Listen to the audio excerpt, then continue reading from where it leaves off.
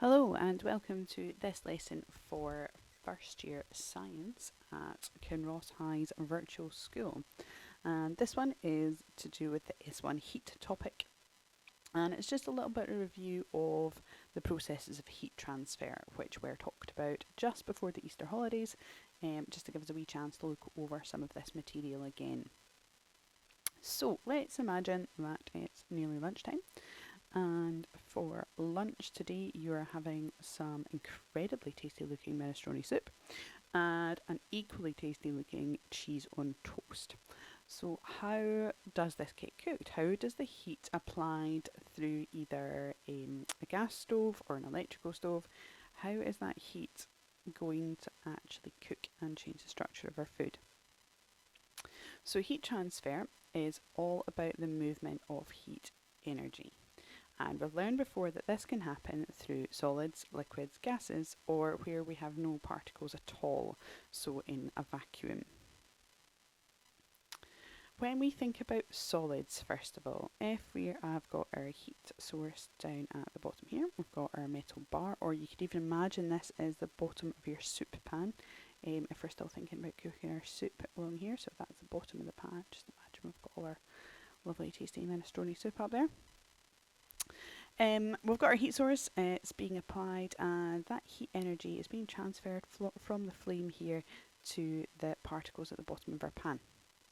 And essentially what's then going to happen is the atoms of the metal, those particles of our solid, are really tightly packed, remember, when we think about solids. And because they're so tightly packed, the ones that first start gaining more energy, that increases their vibration and they're going to start moving around, and that transfers the energy to the particles that are next to them. And as a result, we get the vibration. That increase in heat energy transfer is going to go through all of our solid particles. And from there, what it's going to do, if this is our soup pan, we've got our liquid up here, eventually we're going to get to these particles here, and they're going to have nowhere left to transfer the heat to. So they're going to have to go up the way. That heat's going to have to get transferred to the liquid, the soup that's sitting just above them, which brings us onto our heat transfer in liquids and gases. So I'm going to go through the liquids example just because it's a little bit easier to envision or imagine, but essentially the same thing is happening with gas particles as well. It's just not quite as easy to see them necessarily. So if we think about, this is the same experiment I showed you before where we've got our coloured crystal down here and our heat source, but again, just imagine that this is your gas cooker, and we've got our pot with our soup inside it. It still works. So that's our heat source. And just as previously, we've got the heat energy being transferred up. It's just going through our tripod stand here, which obviously is gauze, so it's able to get through quite quickly because that's got holes in it. It's hitting the bottom of the glass beaker, and similar to how we just looked, that's a solid, so obviously the particles in that glass beaker are starting to get a little bit more energised and pass that energy on to each other.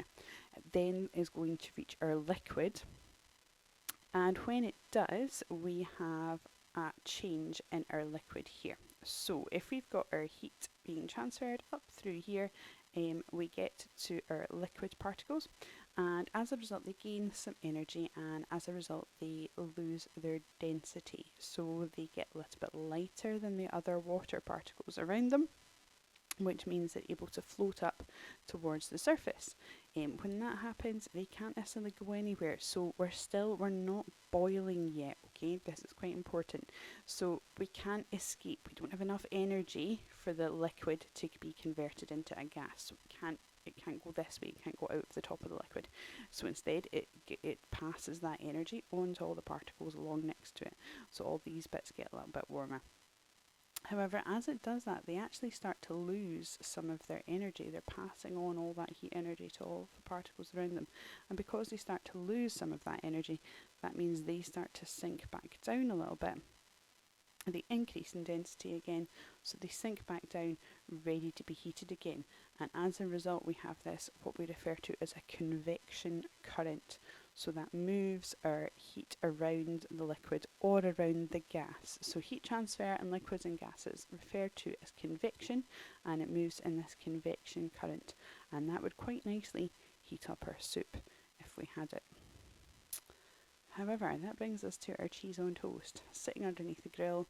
How is the heat getting from that red hot grill to the cheese in order to give it enough heat energy that it can melt?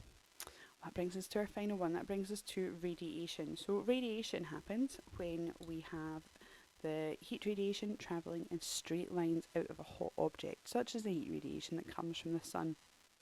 And that can travel in gases, or it can also travel in a vacuum. So for example, areas of space where we've got no particles at all. So your radiation is what's essentially melting the cheese on top of your cheese on toast. There's no contact between the heat of the grill and your actual cheese. So in order for that cheese to melt, that heat needs to be transferred in some way. And it's travelling through this radiation rather than by convection or conduction. Now, just before the holidays, you guys had completed this little mind map for me. If you didn't get a chance to do that, you could pause the video and copy it out now if you wanted and have a wee go, send me a photo of it. However, most of you did get a chance to do this, and I did say we would have a wee look at trying to mark it. So, if you have a copy of it somewhere, find it. So pause the video, go and have a wee look, see if you can dig it back out again from last time. If you can't, don't worry about it, just try and remember what you put down last time. So let's have a wee look at what our answers might have been. So if we start up here, we've got heat energy always moves from a something place to another something place, always going to move from a hot place to a cold place. Our three methods of heat transfer are conduction, convection and radiation. So we're then looking at our different types of heat transfer. The type of heat transfer where heat energy is carried by the particles. So one where our particles actually move, and that would be convection. And that's only going to happen in two states of matter. So it's going to be either liquids or gases. And if we look at the rising of hot air or a hot liquid and the falling of cold air or a cold liquid, it's called a convection current. Hot air rises or hot liquid rises because it gains energy and therefore becomes less dense. And cold air or cold liquid falls because of the opposite, because it loses energy and becomes more dense. Type of heat transfer that doesn't require any particles, that of course is radiation, and an example of that type of transfer would be cooking grilled cheese, or it could be the sun's heat getting to us from millions of miles away. I'm going to come back to this one in a wee second. Let's just finish off a nice easy one. First, the type of heat transfer where heat energy is transferred by particles to neighbouring particles. That would be conduction, and that only occurs in this state of matter, which would be solids. So lastly, our thermos flask is made from silvered glass and also has a vacuum. How does this help keep the contents hot or cold? So we're going to come on to the silvered glass in your next lesson. So I'm not going to mention that one just now actually, we're going to come back to that. However, if we think about the vacuum, essentially when we have a thermos flask or some kind of flask, what it's got is it's got one layer outside and then another inside, and then in between those two layers is a gap.